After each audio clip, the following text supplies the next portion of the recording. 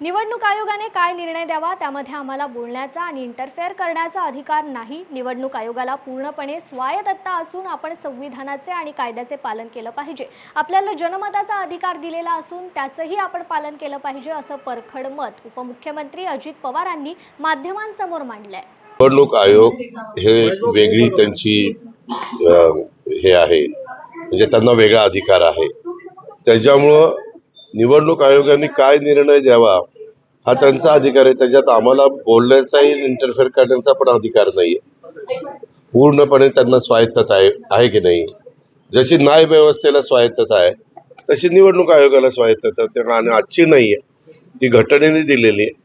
त्यांना जे आता अनेकांना मला मध्ये एक नोटीस आली, नोटीस येतात त्याच्या संदर्भात नोटीसला आपण उत्तर द्यायचं असतं आणि मग नोटीसला उत्तर दिल्यानंतर काय तो निर्णय ते देत असतात। ठाकरेंनी सुद्धा ते जय भवानी हा शब्द काढण्यामध्ये नकार दिलेला आहे, काय सांगा? नाही, मी कुणी काय करावं हा ज्याचा त्याचा प्रश्न आहे। त्यांनी का नकार दिला ते मला काय माहिती, मी काय त्याच्याबद्दल बोलणार आहे। माझं म्हणणं आहे की आपण संविधानाचं पालन केलं पाहिजे, घटनेचं पालन केलं पाहिजे, कायद्याचं पालन केलं पाहिजे।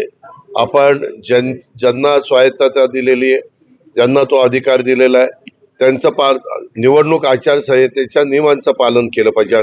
सगळ्यांनीच, आम्ही पण केलं पाहिजे, समोरच्यांनी पण केलं पाहिजे, असं माझं मत आहे। ओके.